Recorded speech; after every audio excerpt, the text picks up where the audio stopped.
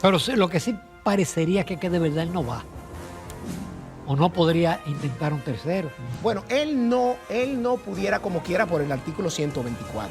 Si no se toca el artículo 124, él no pudiese. Ahora, él, como una forma de darle, vamos a decir, tranquilidad a la clase política dominicana, a los sectores nacionales, pone un transitorio igual que lo hizo el presidente Medina en el 2015 también, y que fue ampliamente criticada por el hoy partido de gobierno, de que todo era parte de una mácula, de un cuento, etc. Bueno, pues entonces fíjese, porque por otro lado la Constitución dice que el Congreso no puede dictar leyes en su beneficio propio. Vimos que el presidente Danilo Medina anunció que él no se iba a postular ni tampoco a la Secretaría General. Hay varios candidatos a la Secretaría General. Lo más inteligente fuese que se mantuviese el presidente Medina, porque no es mentira que es la única figura con la capacidad de cohesionar a nuestro partido. Es muy grato compartir en Propuesta Semanal con un joven político, abogado, brillante, es miembro del comité político y es aspirante a la Secretaría General, el licenciado José Dantes Díaz, que también en gobierno hizo una función extraordinaria con el tema de los títulos y ese tipo de cosas. José, muchísimas gracias por aceptar la invitación. Muchísimas gracias. Para mí siempre es un placer estar aquí. Y tenemos en virtual a Ana Patricia Núñez, que también participa en la entrevista. Pero, antes que nada, Kenia nos trae unas tacitas de aroma, sabor y calidad del Café Santo Domingo. Excelente. Que cae muy bien a esta hora del día. Muchísimas gracias, Kenia, y gracias a Industrias Banilejas. Buenos días, Ana Patricia. Buenos días, ¿cómo están? Bien, hay muchos temas con José, obviamente, el tema del proyecto de reforma constitucional. Pero como yo vi un Twitter muy interesante de él en la semana, porque se firmó el Tratado de Cielos Abiertos y tanto las líneas locales como los pilotos dicen que ellos no han sido consultados y que no saben, y hay temores de que quizás las líneas locales no se van a beneficiar. Vamos a comenzar con esa parte, porque me gustó el Twitter. Bueno, cómo no. Sí, tal y como usted lo ha dicho ya, se ha suscrito este Tratado de Cielos Abiertos, que en teoría lo que le permite es a las líneas de nuestro país pues volar a todos los territorios de los Estados Unidos y a sus líneas aumentar la cantidad de vuelos y de rutas en nuestro país, con la supuesta finalidad de, vamos a decir en este caso, de que la competencia pues pueda crecer. Ahora, ¿es esto cierto en un país que tiene pocas líneas aéreas, que va a competir en este caso con el país más grande y más fuerte del mundo? Pues eso hay que verlo. Por lo que cuando usted oye las voces de los sectores que están más vinculados con este tema, los pilotos, las empresas, que no necesariamente son las que se van a beneficiar del acuerdo, pues surge una serie de dudas. ¿Por qué razón? Porque para que las líneas aéreas nuestras vuelen a los Estados Unidos no era necesario la firma de ese acuerdo, porque ya hay líneas aéreas que vuelan a los Estados Unidos. ¿Por qué? Porque cumplieron con toda la regulación que pide ese país para poder accesar a sus mercados. Ahora, ¿qué ocurre? Hay una línea aérea nueva de capital prácticamente extranjero que no cumple con la ley nuestra para que se considere una línea de nuestro país. ¿Por qué? Porque creo que la ley habla de que ese capital accionario debe ser mínimo, creo que de un 70 o un 80%. Y cuando usted ve la composición accionaria de esa línea, es todo lo contrario. Es 80 extranjera. Exactamente, es 80% extranjera, por lo que no cumple con las leyes nuestras para ser considerada como una línea dominicana. Y por vía de consecuencia, como no cumple con eso, no puede entrar a ese mercado como una línea extranjera, sino que para poder volar allá debería cumplir con todos los requisitos de ese país que no los puede cumplir. Y por eso es que se busca esta firma del acuerdo, porque solamente beneficia a una sola línea. Entonces, realmente es para crear la competencia, más competencia, o para crear un monopolio. Bueno, porque se supone que la naviera es para que los pasajes bajen. Pero es que eso no es cierto. ¿Por qué no es cierto?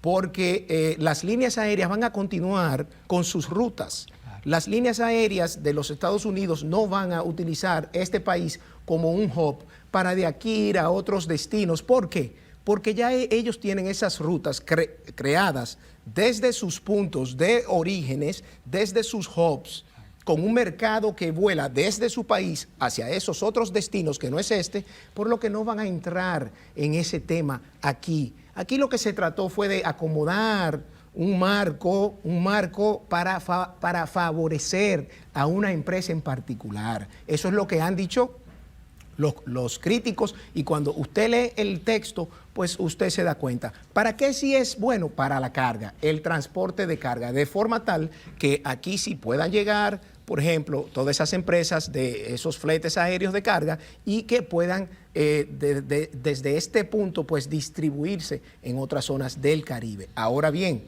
hay una denuncia, y es que esto forma parte de un plan de otros acuerdos como el de Aerodom, cuya inversión principal es la construcción de una terminal en el aeropuerto de las Américas. ¿Pero para quién va a ser esa terminal? ¿Para esa empresa? ¿Cómo? De línea A. Sí. La terminal que hay que construir sobre la base de la negociación, de la extensión, de la concesión a esa empresa, básicamente va a ser para esa línea aérea, que vuelvo y digo, no es dominicana. Que varios de los representantes de su principal presidente sea de aquí, sí, pero cuando ustedes ven el resto de la gerencia de esa empresa, son extranjeros, pero además todos los pilotos, o más del 90% de los pilotos, son extranjeros, no son dominicanos. Y de ahí la queja de los pilotos de nuestro país, de que no solamente que no se les consultó, lo cual para mí es grave, o para cualquier persona es grave, porque si yo voy a firmar un acuerdo sobre un tema de un X o sector o grupo, lo sensato es que usted pues escuche los pareceres de esos grupos, ¿no? De ese sector, cosa que no ocurrió de acuerdo a lo que ellos dicen, por lo que se le exigía que publicaran el contenido. Cuando usted lee ese contenido se da cuenta que, vuelvo y digo, o sea, hay una serie de cosas que suenan muy lindas, pero lo cierto es que lo que se le ha vendido al pueblo dominicano de que los pasajes van a bajar, podrán bajar un poquito, pero lo cierto es que la carga más fuerte de los tickets de vuelo son los impuestos que este país le impone a los tickets aéreos. ¿Por qué? Porque cuando usted compra uno desde un destino que sea distinto al nuestro, usted se va a dar cuenta de la diferencia.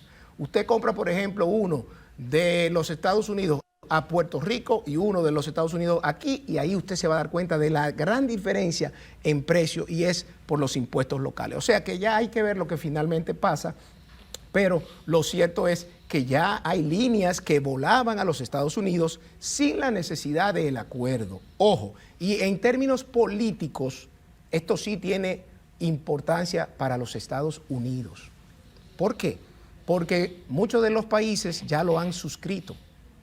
Y para ellos, en términos de geopolítica, es importante que toda esta zona esté acorde, vamos a decir, con esa flexibilidad de que pueda haber todo ese sobrevuelo y todos esos puntos de interconexión. Es tanto así que la línea aérea que se beneficia con este acuerdo, al no cumplir con la ley aquí para poder volar como una línea extranjera, le van a dar una dispensa el gobierno de los Estados Unidos para que pueda volar sin cumplir con la ley de aquí. Tan pegado, como dice. Lamentablemente, sí. Pero vamos a ver si finalmente realmente bajan los tickets. Ahora, todo el que vive en Boston, en Miami, en Nueva York, etcétera, no es verdad que va a adecuar sus viajes a una línea aérea que tenga pocos vuelos, poca frecuencia, horarios que no les convenga, o en una terminal que quizás, como es una línea nueva que va a entrar allá, lo ponen en las peores de las terminales. O sea, todos esos factores los vamos a ir viendo, pero Dios quiera que realmente pues salga algún beneficio directo, real, tangible para los que viajan. José, pero este primer paso quizás no daría pie a que otras líneas o otros inversionistas quisieran entrar en este país, o sea, y a lo mejor, bueno, empezamos con esta, que se podría ver quizá como un monopolio y luego tendríamos una cantidad de líneas dominicanas. Lo que vuelvo y digo es que no era necesario la firma de esto para que líneas dominicanas entren a los Estados Unidos.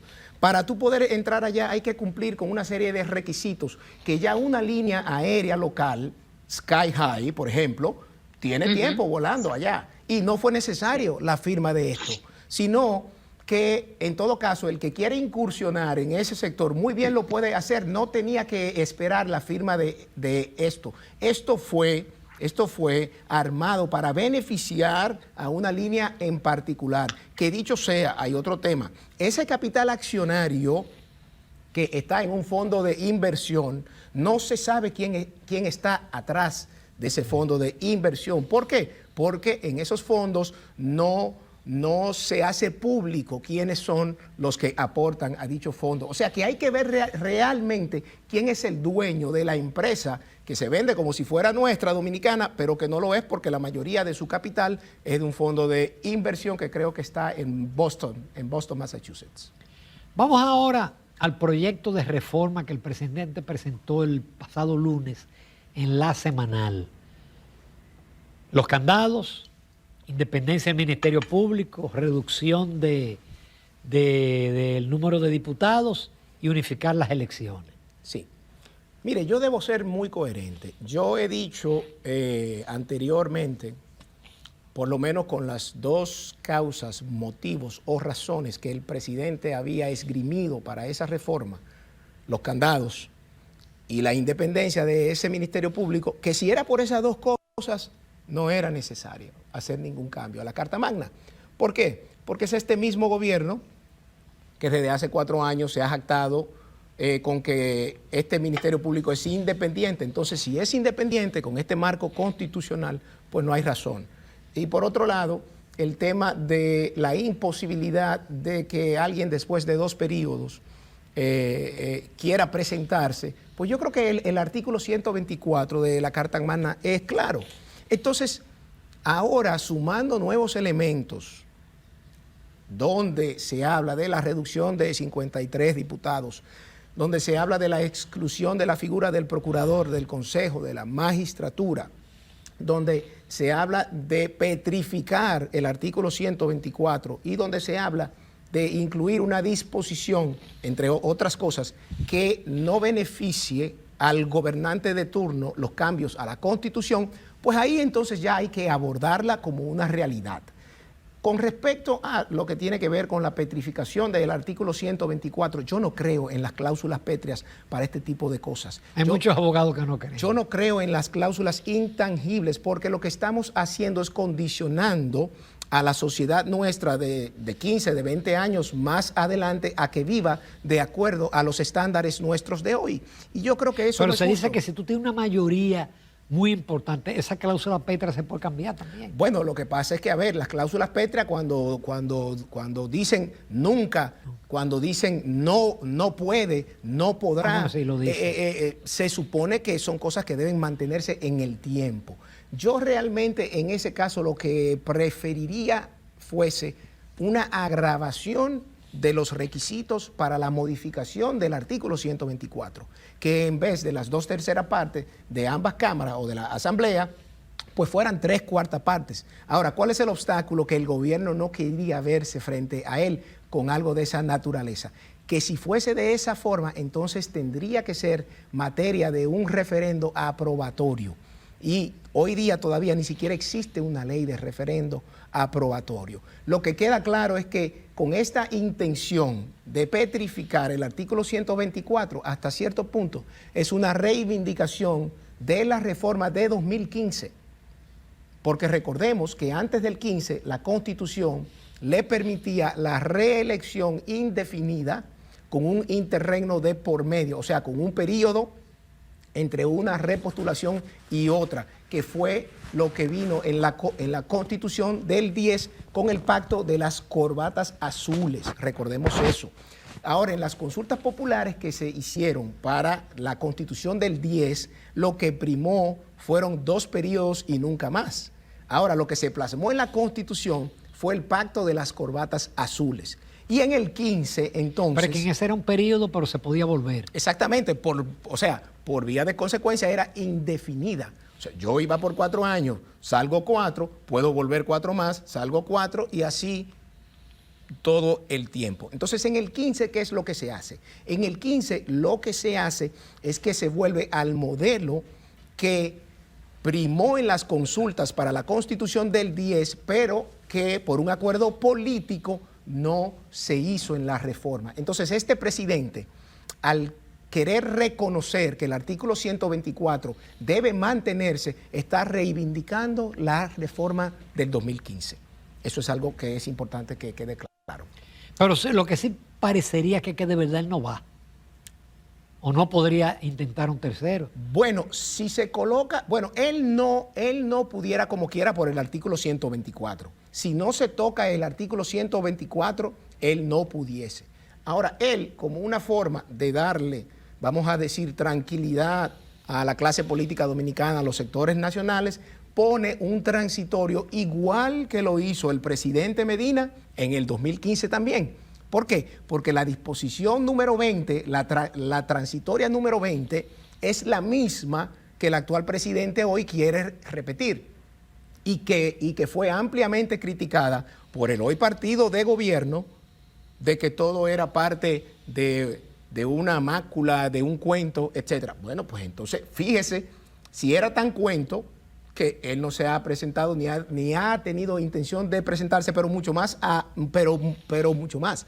Ahora usted, presidente, quiere petrificar lo que en el 2015 la Asamblea Revisora puso en la Constitución, lo cual nosotros no, vuelvo y digo, me parece bien salvo la petrificación. Sí estoy totalmente conteste con lo que en el artículo 278 se quiere poner en el sentido, un nuevo artículo en este caso, de que ninguna reforma constitucional vaya en beneficio de el que esté en turno, de los funcionarios de turno. Eso estoy totalmente de acuerdo, porque por otro lado la Constitución dice que el Congreso no puede dictar leyes en su beneficio propio. Por vía de consecuencia, nadie en la Constitución puede hacerle cambios que le beneficien, o no deberían, vamos a decir, ¿no? Entonces yo creo que más que candados que ya están, como el artículo 124, lo que hay es que crear candados deontológicos en la mente de los políticos para que entiendan que la Constitución hay que respetarla, que el artículo 124 debe respetarse. Entonces vamos a ver lo que finalmente llega el día 16, porque creo que se han visto varios juristas, le han pedido opinión, aunque la consultoría jurídica ha dicho, creo que de una manera quizás hasta cierto punto, no sé, yo tengo la autoridad y a mí me importa lo que tú digas, de que ellos no van a cambiar absolutamente nada de fondo, sino de forma. O sea, comas, puntos, etcétera, una palabra por otra. Bueno, si eso es lo que ellos quieren, bien. Y esto es simplemente la consecuencia de ¿qué? De los resultados de las elecciones. Las elecciones tienen consecuencias y ahí están. Tienen una supermayoría, 144 de 190 diputados, 29 de 32 senadores. Entonces la Asamblea realmente puede pasar eso sin ningún tipo de obstáculos. Eso y cualquier otra cosa. Eso y cualquier otra cosa. Por eso los resultados de esta reforma, así como los resultados de todas las leyes que se aprueben en estos 4 años, va a ser responsabilidad exclusiva del presidente de la República y de su Congreso. Y su Congreso, porque él dijo claramente que cuidado con los diputados de su partido que presenten algo en contrario a lo que él estaba mandando.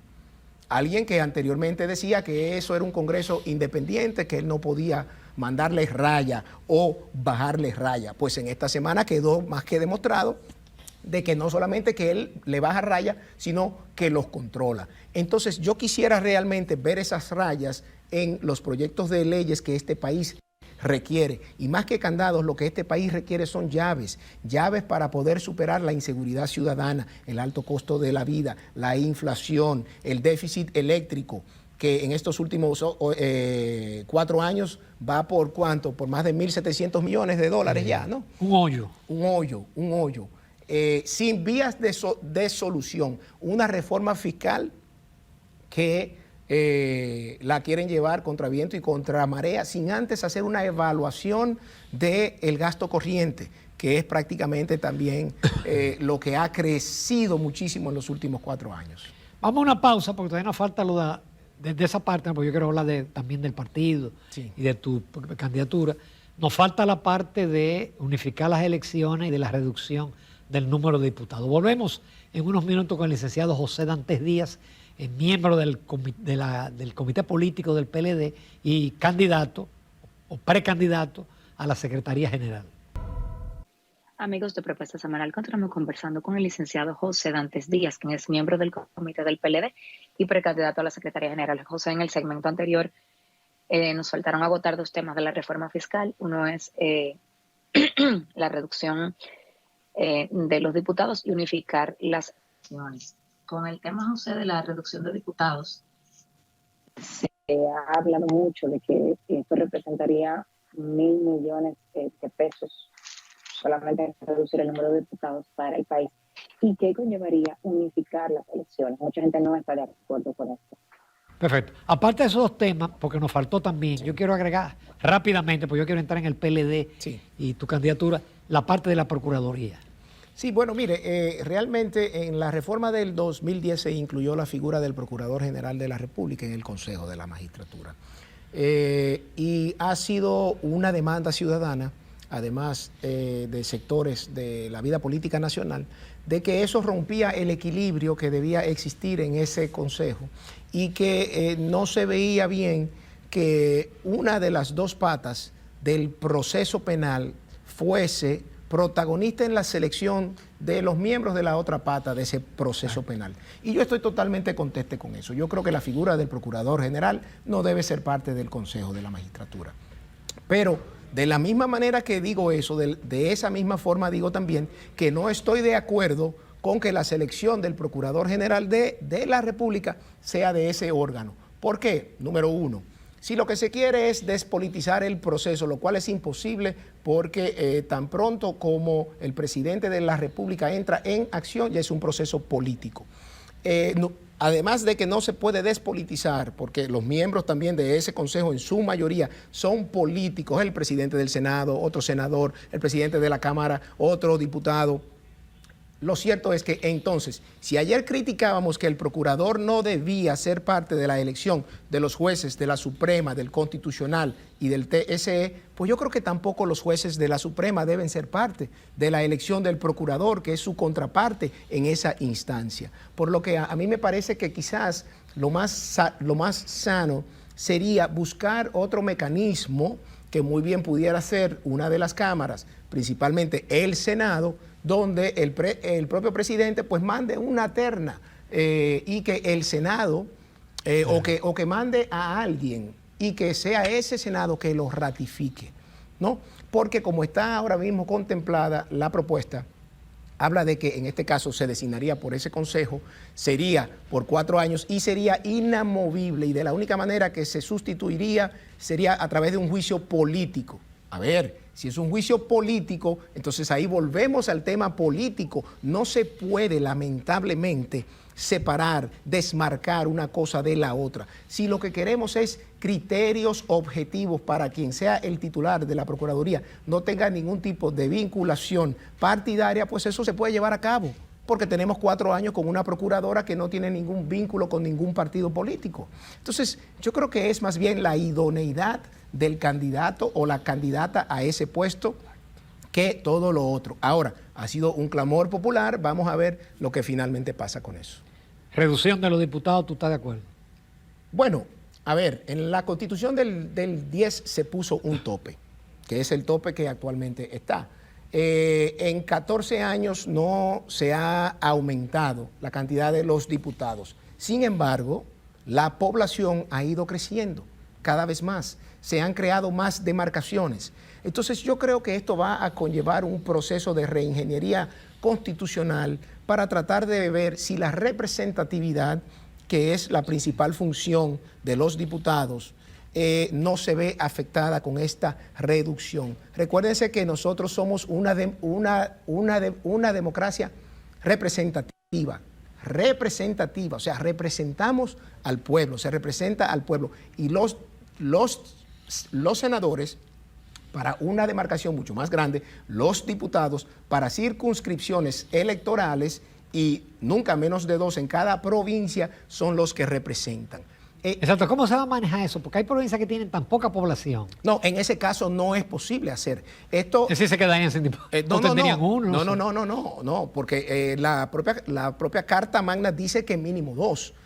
En ese caso habría que reformar esa parte. Yo creo, o no yo creo, se cae de la mata de que la reducción viene en los grandes centros urbanos, en el Distrito Nacional, la provincia de Santo Domingo, Santiago de los Caballeros y otras que tengan circunscripciones electorales. Ahora, habría que preguntarle a ese pueblo si realmente le interesaría que les reduzcan sus representantes, porque si había un diputado para una circunscripción y ya no va a estar, entonces todos los habitantes de esa demarcación van a tener que acudir ante una persona que ya va a tener una responsabilidad de cobertura representativa mucho mayor. Pero por otro lado, si es por el tema financiero, cuando usted saca los cálculos reales del supuesto ahorro que representaría esto, no hay tal ahorro. Se ahorra mucho menos que lo que se gasta cada mes en publicidad.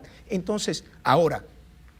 y otra cantidad de instituciones que no tienen sentido. Además. Que están ahí todavía. Exactamente. Pero, bueno, si es una demanda, si es la aspiración de la mayoría, pues vamos a ver cómo eso finalmente Eso para que tiene funciona. como un tinte populista. Yo creo que, para mí, yo creo que eso fue el caramelo del bizcocho de toda la reforma. Usted sabe que cuando usted va a una fiesta hay un bizcocho, usted lo mira, pero usualmente uno se fija como en lo que tiene puesto arriba. Pues esa cerecita fue la que se le puso para que todo el mundo esté de acuerdo con el bizcocho en su conjunto. Y el bizcocho en su conjunto no es del todo bueno. Hay cosas que son media peligrosas. Con respecto a las elecciones, estoy totalmente de acuerdo con que se unifiquen las elecciones. Lamentablemente, este proceso de elecciones separadas que viene desde el Pacto por la Democracia que se suscribió hace 30 años ya, en el 94, de la separación cada 2 años, bueno, ¿para qué fue eso? Bueno, para evitar que la candidatura presidencial pues traiga consigo e impacte las otras candidaturas, para desarrollar los liderazgos en cada sitio, en cada comunidad. Pues nos dimos cuenta que lamentablemente eso no resultó como se quiso. Pero además, entonces vino la queja de que se vivía en una campaña constante cada 2 años. Bueno, pues lamentablemente en el 2010 a alguien le surge la idea, porque no fue de la comisión que trabajó la reforma, le surge la idea, y hay que ver en las actas de esa asamblea, a quién fue que se le ocurrió la genialidad idea de vamos a unificar las elecciones en un mismo año, pero con 3 meses de separación. Nada más absurdo que eso. Por lo que yo creo que efectivamente para fines de ahorros, para fines de garantizar un proceso electoral bien montado, las elecciones deben unificarse, y estoy contestes con que así se haga para todo lo que se ha dicho, para evitar todo lo que se ha dicho. Y bueno, o sea, no hay un sistema perfecto. Si usted lo hace de una o de otra manera, siempre van a haber las falencias. En este caso, ¿qué es lo que va a hacer? Bueno, que el voto presidencial va a influir en otro tipo de elecciones. Pero fluye como quiera. Y fluyó como quiera, exactamente. Ahora, lo que sí es algo positivo, además del ahorro significativo para el Estado, para la Junta Central Electoral, en la organización y en el montaje del proceso, es que esto puede impactar de una forma positiva la abstención en nuestro país. Porque no es lo mismo usted tener que levantarse a votar 2 veces, ¿no?, que una sola vez, porque además lo que más vamos a decir, lo que más interés despierta en la sociedad son las elecciones presidenciales. Entonces, si están todas juntas y usted va y quiere votar por ese nivel presidencial, ya que usted está ahí, aunque no quisiera votar por otros niveles, bueno, pero ya yo estoy aquí, y marca, y entonces la abstención en ese caso se puede reducir. Finalmente, en el ámbito del PLD, vimos que el presidente Danilo Medina anunció que él no se iba a postular ni tampoco a la Secretaría General. Hay varios candidatos a la Secretaría General. Pero después posteriormente hubo una rueda de prensa de varios dirigentes del partido, incluyendo miembros del comité político, entre ellos Carlos Amarante Barret, donde planteaban que sí, que se aceptara ya la salida del licenciado Danilo Medina, pero también hay una carta y una comunicación, creo más grande, de miembros del comité político y del central, en el sentido de que no, de que él se mantenga.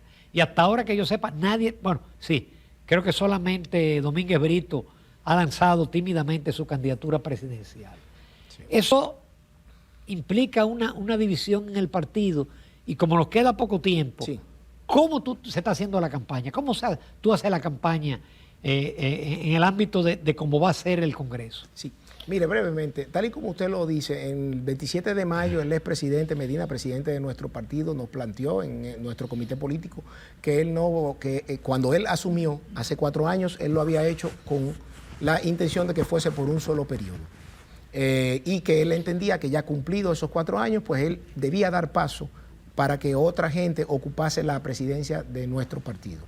A raíz de eso, bueno, posteriormente, pues los dirigentes, miembros de nuestro comité central, entendieron que frente a la coyuntura en la que nos encontramos hacia lo interno, y como se adelantó el Congreso, que debía ser en octubre regularmente, bueno, pero no tenía fecha exacta, es en este año, lo más inteligente fuese que se mantuviese el presidente Medina, porque no es mentira que es la única figura con la capacidad de cohesionar a nuestro partido, ¿no?, de mantener la unidad de nuestro partido. Entonces, para que los resultados de este Congreso sean lo suficientemente exitosos, debe primar la unidad del partido, porque un reino dividido, ya todos sabemos lo que le ocurre. Entonces, si estamos inmersos en un proceso interno de reestructuración, de fortalecimiento, esto solamente se puede llevar a cabo bajo una casa unida, cohesionada, y quien puede garantizar eso en esta coyuntura es el presidente Medina. Por esa razón hubo una carta de más de 1000 miembros de nuestro comité central que le pedían al presidente Medina reconsiderar su posición, y hubo una carta de 40 miembros de nuestro comité político donde le pedíamos al presidente que reconsiderara su posición a los fines de que él pudiera garantizar esa unidad, esa cohesión, y que supervisara, ¿no?, la implementación de las decisiones de este Congreso. Entonces, de eso es lo que se trata.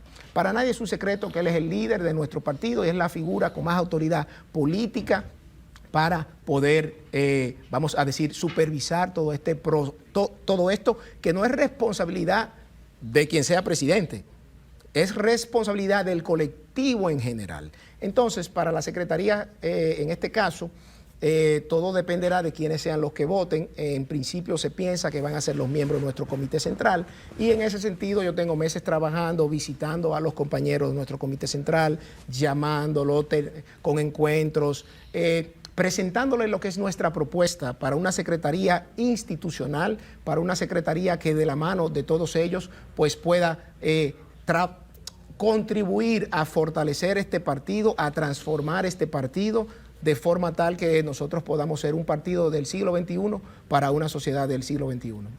Sin menospreciar a los demás candidatos, yo digo que José Dante es el mejor candidato a la Muchísimas Secretaría gracias. porque tiene las condiciones de juventud, de preparación y de experiencia de Estado.